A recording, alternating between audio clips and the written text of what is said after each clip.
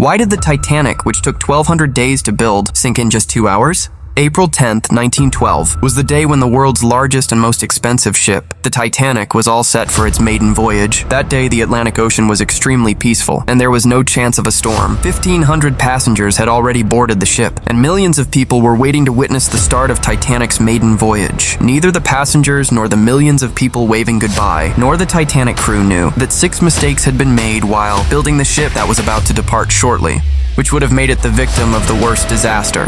Shanti Nazneen once again in Jonda Videos. Today, you will learn about 6 such mistakes of the Titanic, the most expensive, most luxurious, and most famous ship of its time. If they had not been made, perhaps today the Titanic would have been famous in the world not because of its sinking, but because of its success. What were those mistakes? These 6 mistakes were not even noticed by Titanic's captain Edward Smith, who had 40 years of experience. Forget the captain's 40 years of experience. These mistakes were not noticed even by the company that operated the Titanic, White Star Line, which had experience operating 107 ships. Moreover, these mistakes were not noticed even by Harland & Wolff, the company that manufactured the Titanic, which had manufactured more than 500 ships even before the Titanic. The construction of the Titanic began in 1909, and after approximately 3 years and the hard work of 2,000 workers, the ship was finally ready. Now the ship was completely ready, but the phase of testing it was still pending. The makers of the Titanic were delighted when the Titanic successfully completed its first test run. Upon passing the test, it was marketed in various formats all over the world with the heading Unsinkable Titanic. An unsinkable ship had been made, where its first journey was to start from the city of Southampton in England, whose date was fixed as 10 April 1912, and whose destination was the city of New York in America. The cost of traveling in a famous portion of Titanic was $30 per day and $4,350 for traveling in first class, which in today's time is ours $340,000. As a result of this marketing, all the tickets were booked suddenly, and finally the day came when Titanic was going to start its maiden journey. Mistake number 1. At exactly 12 in the afternoon, Titanic started its maiden journey, and with it, the mistakes made by Harland & Wolff started coming to the fore. Captain Smith had got a deadline from the company that in any case he had to reach New York by 17 April in just 7 days. For this reason, the captain had kept the speed of the ship very fast from the beginning, and this was the first mistake of Titanic. Captain Smith had to take the responsibility of the owner. Due to the instructions and pressure, the Titanic had to reach New York as quickly as possible. This was the Titanic's first voyage. If it hadn't reached New York on time, the Titanic's reputation would have been severely damaged. Any vehicle, machine, or even a ship with coal has many operating procedures, of which speed limits are a part. That part was set at the very beginning of the journey. Within a short time, the ship left the port of Southampton. So far behind that, nothing could be seen except the blue ocean as far as the eye could see.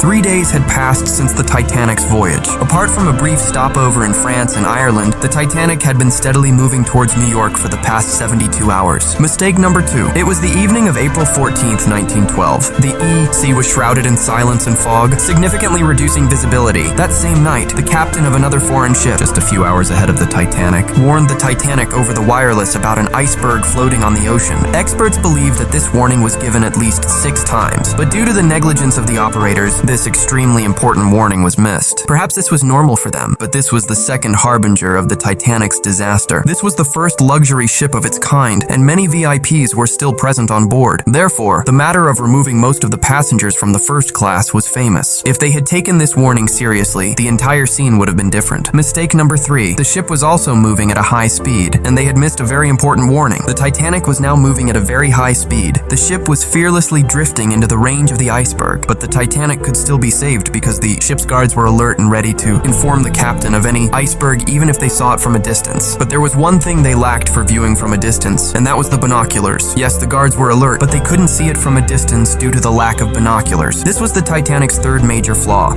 Captain Smith informed him that an iceberg the size of a football field was right in front of the ship. But it was too late because the iceberg had come very close. Ship's mishap when the guards... Mistake number 4. Because in the Atlantic Ocean, which even large ships can easily handle, icebergs are often encountered. Perhaps Captain Smith thought the same thing. Upon receiving this news, Captain Smith ordered the ship's engines to be shut down and also ordered the Titanic to change course. Of course, Captain Smith tried to avoid the iceberg. They tried very hard, but the gap was so small that any attempt proved futile. The iceberg was now stuck against the center of the Titanic, but there was still ample hope of survival if it were removed. removed. There was still hope that the iceberg might not damage the ship's hull, or that it would have bounced itself upon impact, and perhaps it would have done. Construction hadn't proved its worth. So if the fourth mistake in its experts believe that the rivets on the hull were made of cast iron, not steel. These rivets are supposed to hold large pieces of iron together. However, cast iron is softer than steel. Therefore, the rivets at the point where the iceberg hit the hull burst open under the pressure, and then what Captain Smith feared happened. Mistake number 5. The Titanic had collided with an iceberg the size of a football field, and water had already begun to fill the ship's underside. This dangerous tremor alerted the entire crew and passengers, as well as the Titanic's owner, J. Bruce Ismay, who was on board. Water had begun to fill the Titanic, but there was still hope for its survival. The Titanic was designed in such a way that even if 3 compartments were flooded, unfortunately, it would not sink. The water had already reached the 4th compartment, crossing 3. Things were getting out of hand. The Titanic was slowly sinking in portions. Without worrying about the ship, the time had come for the passengers to save their lives. Captain Smith issued an emergency alert on the radio. Until someone arrived to help, a plan was made to shift the passengers to lifeboats, but on this occasion, the 5th mistake proved its effect. Yes, there was a total space for 32 lifeboats on the ship, but due to negligence, only 20 boats were deployed. There were 2,200 passengers and only 20 boats. Mistake number 6. There was chaos everywhere and everyone wanted to board the few boats available. At 12:45, the first emergency boats were launched into the sea, but here another 6th mistake took place. In the chaos, the boats were launched into the sea without being fully filled, in which mostly first-class passengers were given preference. That is, those who were richer were seated first. If more passengers had been seated in the boats, then fewer lives would have been lost. Today, the ship was sinking rapidly in the sea. At 02:18, all the evacuation lights went off due to a short circuit, and the next moment the ship broke into 2 parts. The division was complete. It took the Titanic 2 hours and 40 minutes to completely sink, killing 1,500–1,600 people in the frigid Atlantic Ocean. The water temperature at the time was 2 degrees Celsius, meaning even if passengers had soaked in the freezing water, there was no chance of survival. Humans cannot survive in such low temperatures for more than 30 minutes. It's said that the death toll was much higher than the 1,500 figure, as many of those who were familiar